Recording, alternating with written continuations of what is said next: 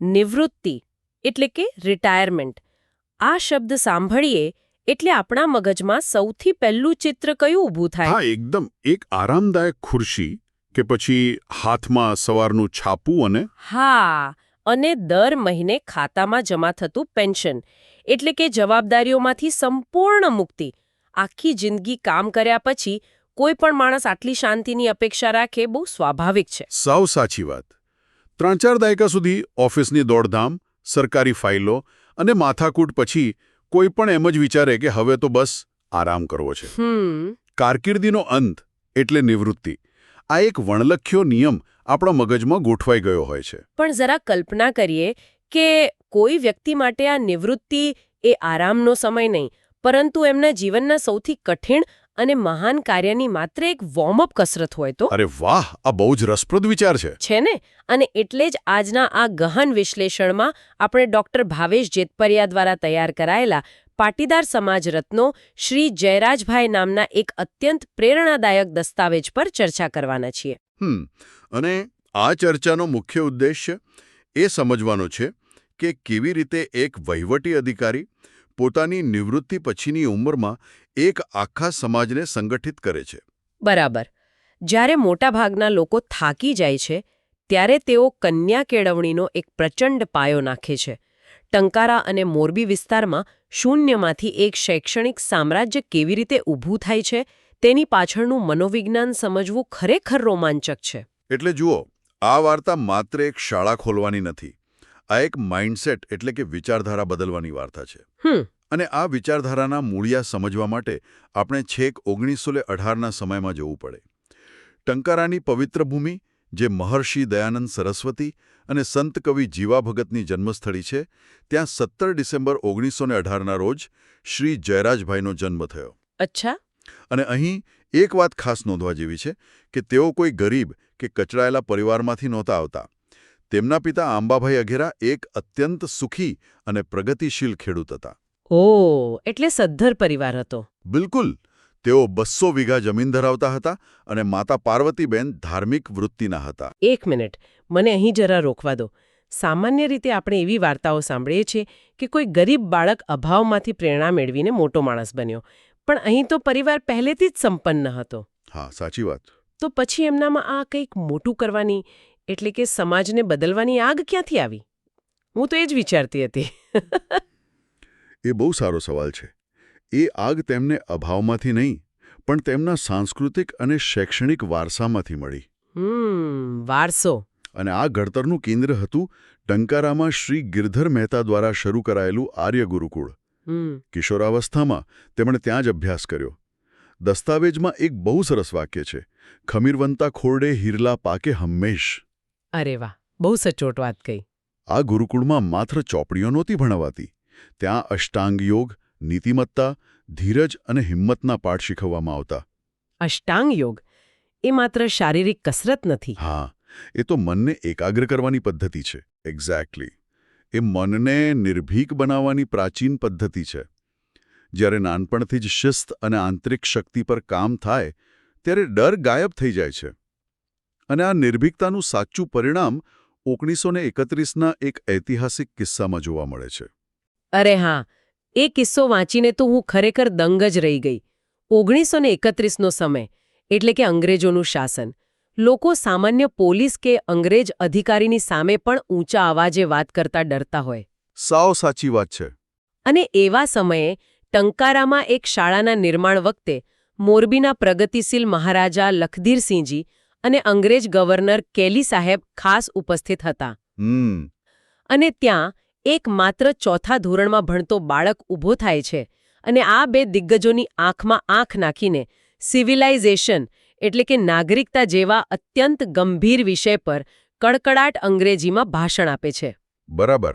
આજના સમયમાં પણ કોઈ 9-10 વર્ષના બાળક માટે આટલા મોટા મંચ પર અંગ્રેજીમાં બોલવું બહુ અઘરું છે. તો 1931ના સમયને ગામડાના બાળક માટે આ કેટલી મોટી વાત હશે એની આપણે માત્ર કલ્પના જ કરી શકીએ. આ તો એના જેવી વાત થઈ કે આજે કોઈ નાનું બાળક દેશના સૌથી મોટા ઉદ્યોગપતિઓ સામે ઊભું રહીને પૂરા આત્મવિશ્વાસ સાથે પોતાના કોઈ નવા સ્ટાર્ટઅપનો આઈડિયા રજૂ કરી દે અને એમને સીધું જ કન્વિન્સ કરી લે. હા, અને એ ભાષણે ખરેખર કન્વિન્સ કર્યા પણ ખરા. મહારાજા લખધીરસિંહજી આ બાળકની પ્રતિભા અને હિંમતથી એટલા તો પ્રભાવિત થયા કે તેમણે ત્યાં જ જાહેરાત કરી દીધી શું જાહેરાત કરી? કે આ બાળક ભવિષ્યમાં જ્યાં સુધી ભણવા માંગે ત્યાં સુધી રાજ્ય તરફથી તેને સ્કોલરશિપ આપવામાં આવશે. અરે વાહ! હા, આ ઘટના એક મોટો ટર્નિંગ પોઈન્ટ હતી.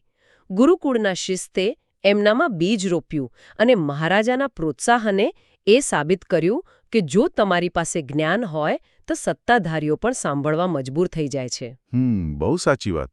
આ જ હિંમતના બળે તેઓ આગળ જતા મોરબીની વીસી હાઈસ્કૂલમાં ભણ્યા અને લક્ષ્મણભાઈ નામના એક અદ્ભુત માર્ગદર્શક સાથે વિદ્યાર્થી આશ્રમના સૌથી પહેલા વિદ્યાર્થી બન્યા. એટલે બાળપણનો આ પાયો બહુ મજબૂત હતો. પણ હવે જે સફર શરૂ થાય છે તે મને થોડી જટિલ લાગે છે. તેઓ કાયદાનો અભ્યાસ કરે છે. 1940માં અમદાવાદની ગવર્મેન્ટ કોલેજમાંથી LLB પૂર્ણ કરે છે અને 1941માં આધોઈમાં ન્યાયાધીશ બને છે. બરાબર. હવે 1941થી 1947નો સમયગાળો વિચારીએ. આ એ સમય હતો જ્યારે દેશમાં આઝાદીની ચળવળ પોતાની ચરમસીમાએ હતી. હા, અને આ સમયગાળાનું વિશ્લેષણ કરવું ખૂબ જરૂરી છે. એક તરફ અંગ્રેજોનું શાસન છે, બીજી તરફ રાજાશાહીના છેલ્લા શ્વાસ ચાલી રહ્યા છે, અને ત્રીજી તરફ એક આઝાદ લોકશાહી દેશ જન્મ લઈ રહ્યો છે. એક્ઝેક્ટલી. અને આ ત્રણેય સિસ્ટમના ટકરાવ વચ્ચે શ્રી જયરાજભાઈ કાઉન્સિલર સેક્રેટરી, પુરવઠા વિભાગના ડેપ્યુટી કલેક્ટર અને આસિસ્ટન્ટ રેવન્યુ કમિશનર તરીકે કામ કરી રહ્યા હતા. ઓહ, એટલે બહુ જ મહત્વની જવાબદારીઓ હતી. હા, જરા વિચારીએ કે એક વહીવટી અધિકારી તરીકે તેમને કેવા કેવા પડકારોનો સામનો કરવો પડ્યો હશે. તેમણે કાયદાની તાકાત જોઈ, સત્તાની મર્યાદાઓ જોઈ અને વહીવટી તંત્ર કેવી રીતે કામ કરે છે તે બધું જ અંદરથી શીખી લીધું. અને છેવટે 35 વર્ષની લાંબી અને સફળ કારકિર્દી પછી 1976માં તેઓ રેવન્યુ કલેક્ટર પદેથી નિવૃત્ત થાય છે. હવે અહીં મારે એક મોટો સવાલ પૂછવો છે. ચોક્કસ, પૂછો. જ્યારે કોઈ વ્યક્તિ કલેક્ટર જેવા હોદ્દા પરથી નિવૃત્ત થાય ત્યારે તેની પાસે આર્થિક સુરક્ષા હોય છે, સત્તાનો પ્રભાવ હોય છે, મોટું પેન્શન હોય છે. તેઓ ધારી લેત તો આરામથી પોતાનું જીવન વિતાવી શક્યા હોત. હા, કોઈ પણ સામાન્ય માણસ એ જ કરે. તો પછી શા માટે તેમણે આટલી પાકટ ઉંમરે કન્યા કેળવણીનો આટલો કપરો અને માથાકૂટવાળો માર્ગ પસંદ કર્યો, ખાસ કરીને એવા સમયમાં અને સમાજમાં જ્યાં દીકરીઓને ભણાવવા પ્રત્યે કોઈ ખાસ ઉત્સાહ નહોતો? આ સવાલનો જવાબ એમના 35 વર્ષના અનુભવમાં જ છુપાયેલો છે. દસ્તાવેજોમાં એક સ્પષ્ટ નોંધ છે કે 1986 પહેલાં મોરબી વિસ્તારમાં દીકરીઓ ગ્રેજ્યુએટ થાય એવું બહુ જવલ્લે જ જોવા મળતું. એટલે પરિસ્થિતિ બહુ ખરાબ હતી. હા. હવે 1958માં દેશમાં નેશનલ કમિટી ઓન વિમેન્સ એજ્યુકેશનની રચના થઈ ચૂકી હતી. દિલ્હીમાં કાયદાઓ બની રહ્યા હતા, નીતિઓ ઘડાઈ રહી હતી. પણ શું મોરબીના ગ્રામ્ય વિસ્તારોમાં કોઈ ફરક પડ્યો હતો? ના, જમીની સ્તર પર કદાચ બહુ ઓછો. બિલકુલ ના. જયરાજભાઈને વહીવટી તંત્રમાં રહીને બરાબર સમજાઈ ગયું હતું કે માત્ર સરકારના કાયદાઓ કે કમિટીઓ બનાવવાથી સમાજ નથી બદલાતો. સમાજને બદલવો હોય તો લોકોની માનસિકતા બદલવી પડે. અને એમ માત્ર શિક્ષણથી, ખાસ કરીને સ્ત્રી શિક્ષણથી જ થઈ શકે. ઓહ, એટલે તમે એમ કહેવા માંગો છો કે કલેક્ટર તરીકેની તેમની કારકિર્દી એ તો માત્ર એક ટ્રેનિંગ હતી. અસલી મિશન તો નિવૃત્તિ પછી જ શરૂ થયો. હા. દસ્તાવેજમાં લખેલું વાક્ય સહેલું તો સૌ કરે, કઠિન કામે નર ચડે એ આ પરિસ્થિતિને બરાબર લાગુ પડે છે. એક સાચા દીર્ઘદ્રષ્ટા માટે સત્તા એ કોઈ અંતિમ મંજિલ નથી, પણ સમાજ બદલવા માટેનું એક ટૂલ છે. અને તેમણે એ ટૂલનો ઉપયોગ કેવી રીતે કર્યો એ સૌથી રસપ્રદ ભાગ છે. તો ચાલો એ રસપ્રદ ભાગ પર જ આવીએ. 1976 પછી મોરબીમાં દરબારગઢ અને ગ્રીન ચોક પાસે એક ભાડાના મકાનમાં માત્ર 26 વિદ્યાર્થીનીઓ સાથે તેમણે કન્યા કેળવણીના શ્રી ગણેશ કર્યા. બરાબર. જરા વિરોધાભાસ તો જુઓ. ક્યાં એક રેવન્યુ કલેક્ટરની વાતાનુકૂલિત ચેમ્બર અને ક્યાં એક સાધારણ ભાડાનો ઓરડો. સાચી વાત છે. પણ 29 સપ્ટેમ્બર 1977ના રોજ શ્રી સરદાર વલ્લભભાઈ પટેલ કન્યા વિદ્યાલય મોરબીને સત્તાવાર મંજૂરી મળી ગઈ. મંજૂરી તો મળી ગઈ, પણ સાચી સમસ્યા તો હવે ઊભી થઈ. સંસ્થા ચલાવવા માટે, દીકરીઓને ભણાવવા માટે શિક્ષકો ક્યાંથી લાવવા? હા, કારણ કે ભંડોળ તો હતું જ નહીં કે પગાર આપી શકાય. બિલકુલ. અને આ સમસ્યાનો તેમણે જે ઉકેલ કાઢ્યો એ તેમની સામાજિક એન્જિનિયરિંગની માસ્ટરી બતાવે છે. તમે જુઓ, તેમણે કોઈ રેન્ડમ લોકોને ભણાવવા માટે ન બોલાવ્યા. અચ્છા. તેમણે મોરબીમાં પહેલેથી જ પટેલ સોસાયટીનું નિર્માણ કરીને સમાજને સંગઠિત કરવાની શરૂઆત કરી દીધી હતી. તેમણે શોધી કાઢ્યું કે સમાજમાં એવા કયા પરિવારો છે જેમના ઘરની મહિલાઓ બોર્ડિંગમાં ભણીને આગળ આવી છે. એટલે નેટવર્કિંગનો ઉપયોગ કર્યો. હા, તેમણે નિર્મળાબેન, કાંતાબેન અને રસીલાબેન જેવી શિક્ષિત બહેનોનો સંપર્ક કર્યો અને તેમને વિનામૂલ્યે સેવા આપવા માટે સમજાવ્યા. અરે વાહ! આજના સમયમાં આપણે જેને ક્રાઉડ સોર્સિંગ કે કમ્યુનિટી બિલ્ડિંગ મોડેલ કહીએ છીએ એવો જ કંઈક ને? એનાથી પણ વિશેષ. અહીં પાટીદાર સમાજના સામાજિક મનોવિજ્ઞાનને સમજવું પડે. દસ્તાવેજમાં સ્પષ્ટ છે કે પાટીદાર સમાજ ખૂબ જ અનુકરણશીલ રહ્યો છે. એટલે કે જો એક વ્યક્તિ કંઈક કરે તો બીજા લોકો એને ફોલો કરે. હા, પણ પોઝિટિવ અર્થમાં. જો સમાજની કોઈ વિશ્વસનીય અને આદરણીય વ્યક્તિ સાચી દિશામાં પહેલ કરે તો આખો સમાજ તેની પાછળ જોડાઈ જાય છે. જયરાજભાઈ જાણતા હતા કે મારે 50 શિક્ષકો શોધવાની જરૂર નથી. મારે માત્ર 3 એવી બહેનો શોધવાની છે જે સમાજ માટે રોલ મોડેલ બની શકે. એકવાર એ શિક્ષિત બહેનો વિનામૂલ્યે ભણાવવા આવી ગઈ એટલે સમાજના બાકીના પરિવારોને લાગ્યું કે જો આટલા પ્રતિષ્ઠિત ઘરની દીકરીઓ સામેથી ભણાવવા આવતી હોય તો પછી આપણે આપણી દીકરીઓને ભણવા કેમ ન મોકલીએ? બરાબર ને? એક્ઝેક્ટલી. આને આપણે આધુનિક ભાષામાં ફિયર ઓફ મિસિંગ આઉટ કે ફોમો પર કહી શકીએ, જેણે એક જાદુ જેવું કામ કર્યું. આ તો ખરેખર માસ્ટર સ્ટ્રોક હતો. પેલો 1931નો નિર્ભીક બાળક જેણે રાજાને પ્રભાવિત કર્યા હતા, એ જ વ્યક્તિ હવે પોતાના વહીવટી અને સામાજિક કૌશલ્યથી આખા સમાજને એક નવી દિશા બતાવી રહ્યો હતો. સાચી વાત. પણ ભાડાના ઓરડાથી એક મોટા કેમ્પસ સુધીની સફર કંઈ સરળ તો નહોતી જ. ભંડોળ ક્યાંથી આવે? દસ્તાવેજમાં ઉલ્લેખ છે કે તેમણે કન્યાઓ માટે ફંડ એકઠું કરવા ગામડાઓ ખૂંદ્યા. હા, રાત દિવસ જોયા વિના ગામે ગામ જઈને લોકો પાસે જોડી ફેરવી. અને અંતે મોરબીના નવા બસ સ્ટેશન પાસે વિશાળ જમીન સંપાદન કરવામાં સફળતા મેળવી. પણ એક મિનિટ, સરકાર પાસેથી આટલી મોટી અને એ પણ મોકાની જમીન મેળવી એ કોઈ નાની સૂની વાત નથી. આ કઈ રીતે શક્ય બન્યું? અને આ જ છે આપણા આ વિશ્લેષણનો સૌથી મહત્વનો મુદ્દો. જુઓ, એક નિવૃત્ત વ્યક્તિ આટલી મોટી જમીન કેવી રીતે મેળવી શકે? કારણ કે એ વ્યક્તિ 35 વર્ષ સુધી રેવન્યુ કલેક્ટર હતો. અરે હા, સરકારી જમીન સંપાદનની ફાઇલો કેવી રીતે બને છે, મહેસૂલ વિભાગના નિયમો શું છે, સરકારી બાબુઓને કેવી રીતે કન્વિન્સ કરવા, આ બધું એમના જેટલું સારી રીતે કોણ જાણતું હોય? બરાબર. તેમણે પોતાના વહીવટી જ્ઞાનનો અને વર્ષોની કારકિર્દીમાં બનાવેલા સંપર્કોનો ઉપયોગ પોતાના અંગત સ્વાર્થ માટે નહીં, પણ કન્યા વિદ્યાલય માટે કર્યો. અદ્ભુત. એટલે કે કલેક્ટર તરીકેની તેમની સત્તાએ નિવૃત્તિ પછી સાચો આકાર લીધો. અને પછી જે ઐતિહાસિક ઘટના બની એ તો આંકડાઓમાં જેટલી વિશાળ લાગે છે કે માન્યા મના આવે. સ્નેહ મિલનની વાત કરો છો ને? હા. 1989માં તેમણે પાટીદાર સમાજનું એક ભવ્ય સ્નેહ મિલન યોજ્યું. જરા વિચારીએ, 1935માં મોરબીમાં પટેલોના માંડ 4-5 ઘર હતા. બરાબર. પરંતુ 1989ના આ સ્નેહ મિલનમાં 1500 પરિવાર અને લગભગ 11,000ની વસ્તી ભેગી થઈ. આટલા મોટા જનસમુદાયને શિક્ષણના એક સમાન ઉદ્દેશ્ય માટે એક જ છત નીચે લાવવા એ કોઈ સાધારણ નેતૃત્વનું કામ નથી. બિલકુલ નહીં. આ જનમેદની એ માત્ર ભીડ નહોતી, એ સમાજની જાગૃતિનો પુરાવો હતો. અને આ જાગૃતિનું પરિણામ આપણે એ શૈક્ષણિક ક્રાંતિમાં જોઈ શકીએ છીએ જે ત્યારબાદ આવી. 1986માં શ્રીમતી જયાબેન આંબાલાલ પટેલ મહિલા કોલેજ શરૂ થઈ પછી તો જાણે કેમ્પસમાં કોલેજોની હારમાળા જ સર્જાઈ ગઈ. BCA, MCA, B.Ed અને MSc જેવી ઉચ્ચ શિક્ષણની કોલેજો શરૂ થઈ. અરે વાહ! આંકડા જુઓ, 1990માં આ કેમ્પસમાં 2016 દીકરીઓ ભણતી હતી અને વર્ષ 2000માં જ્યારે તેમણે વિદાય લીધી ત્યારે કેમ્પસમાં 3600 વિદ્યાર્થીનીઓ અભ્યાસ કરતી હતી. ભાડાના એક ઓરડામાં 26 દીકરીઓથી શરૂ થયેલો પ્રોજેક્ટ 3600 દીકરીઓ સુધી પહોંચ્યો. ઓહોહો! આ આંકડાઓ પાછળ 3600 પરિવારોનું આખું ભવિષ્ય બદલાયેલું છે. સાવ સાચી વાત. અને આટલી મોટી સફળતા છતાં એમનો નમ્ર સ્વભાવ જુઓ.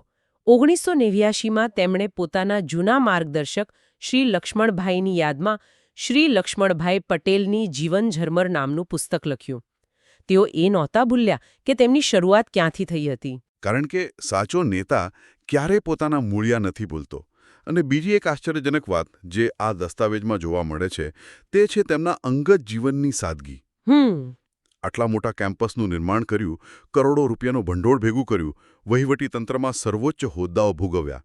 છતાં તેમની પાસે પોતાના એક સાધારણ મકાન સિવાય બીજી કોઈ જ અંગત સંપત્તિ નહોતી. આજના સમયમાં તો લોકો કોઈ પણ ભોગે પોતાની નેટવર્થ વધારવાની રેસમાં દોડી રહ્યા હોય છે. હા, બિલકુલ. કેવી રીતે વધુ સંપત્તિ ભેગી કરવી એ જ જાણે જીવનનો એકમાત્ર ધ્યેય બની ગયો હોય. પણ આ માણસની ફિલોસોફી જ કંઈક અલગ હતી. તેમણે પોતાની નેટવર્થ ભલે શૂન્ય રાખી, પણ મોરબી અને આજુબાજુના સમાજની નેટવર્થ કરોડોમાં પહોંચાડી દીધી. સાચી વાત. અને સમાજે પણ આ ઋણ સ્વીકાર્યું. મોરબી કેમ્પસમાં તેમના અને તેમના પત્નીના માનમાં સ્મૃતિ મંદિર બનાવ્યું, તેમજ શાળાનું નામ શ્રીમતી ધોળીબેન જયરાજભાઈ પટેલ કન્યા વિદ્યાલય રાખવામાં આવ્યું. જુઓ, આ સ્મૃતિ મંદિર કે શાળાનું નામકરણ એ કોઈ અહંકારનો સંતોષ નહોતો. એ તો સમાજની કૃતજ્ઞતા હતી. દસ્તાવેજના અંતમાં એક કવિતાની પંક્તિઓ આપેલી છે જે ખરેખર તેમના જીવનનો નિચોડ છે. અચ્છા, કઈ પંક્તિઓ? એમાં લખ્યું છે, મરીશ ત્યારે મટી જઈશ, પણ દીવો થઈને જલીશ, દીકરીઓના હાથને ઉર્જા દઈ ફરી પાછો જીવીશ. અરે વાહ! આ પંક્તિઓ સમજાવે છે કે એક દીવો પોતે બળીને જ્યારે બીજાને પ્રકાશ આપે છે ત્યારે એનો પ્રકાશ એ જ એનું અસ્તિત્વ બની જાય છે. શારીરિક રીતે ભલે વ્યક્તિ હાજર ન હોય, પણ જે 3600 દીકરીઓના હાથમાં તેમણે જ્ઞાન અને આત્મવિશ્વાસની ઉર્જા મૂકી છે એ દીકરીઓના જીવનમાં તેઓ રોજ જીવંત છે. ખરેખર રૂવાણા ઊભા કરી દે તેવી વાત છે. જો આખી ચર્ચાને એક વાક્યમાં મૂકવી હોય તો એમ કહી શકાય કે એક નિવૃત્ત સરકારી અધિકારી જો પોતાની વહીવટી સૂઝબૂઝ, બાળપણના સંસ્કાર અને અડગ ઈચ્છાશક્તિનો સમન્વય કરે તો તે કાયદાઓથી નહીં પણ પોતાના કર્મથી એક આખો સમાજ બદલી શકે છે. બરાબર. અને હવે જ્યારે આપણે આ ચર્ચાના અંત તરફ છીએ ત્યારે આખી વાતને આજના સમયના સંદર્ભમાં મૂકવી બહુ જરૂરી છે. આપણે શરૂઆતમાં નિવૃત્તિની વાત કરી હતી કે કેવી રીતે લોકો રિટાયરમેન્ટ પછી માત્ર આરામ જ શોધે છે. હા, કારણ કે એ જ તો વર્ષોથી ચાલ્યું આવે છે. તો આમાંથી આજનો માણસ શું શીખી શકે? આ એક બહુ જ મોટો અને વિચારવા જેવો પ્રશ્ન છે. જો એક નિવૃત્ત વ્યક્તિ પોતાના દ્રઢ નિશ્ચય, સરકારી સિસ્ટમની જાણકારી અને સમાજને સંગઠિત કરવાની આવડતથી હજારો દીકરીઓનું ભવિષ્ય બદલી શકતો હોય તો અત્યારે આપણી આસપાસ એવા કેટલાય નિવૃત્ત લોકો હશે. બહુ સાચો પોઈન્ટ છે.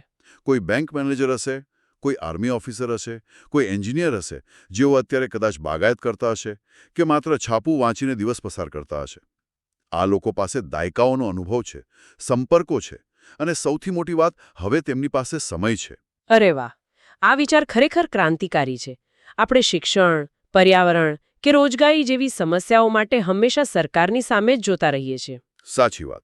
પણ આપણા જ સમાજમાં જે કેટલું મોટું અનુભવનું બ્રેઇન ટ્રસ્ટ નિવૃત્ત થઈને બેઠું છે, શું આપણે તેમને તેમની આ બીજી ઇનિંગ્સ શરૂ કરવા માટે પ્રેરણા ન આપી શકીએ? ચોક્કસ આપી શકીએ. નિવૃત્તિ એ કોઈ અંત નથી, પણ જ્ઞાનને સમાજમાં પાછું આપવાની એટલે કે પેબેક કરવાની સૌથી શ્રેષ્ઠ તક છે. આ જ શક્તિશાળી વિચાર સાથે આજે આપણે અહીં અટકીએ છીએ. શ્રી જયરાજભાઈ પટેલે સાબિત કરી દીધું કે સાચું કામ તો 60 વર્ષ પછી જ શરૂ થાય છે. સમાજમાં એવા કોઈ નિવૃત્ત હીરો ચોક્કસ છુપાયેલા હશે જે માત્ર એક તકની રાહ જોતા હોય. આ વિચાર પર સૌએ મનન કરવું જોઈએ. આવજો. આવજો.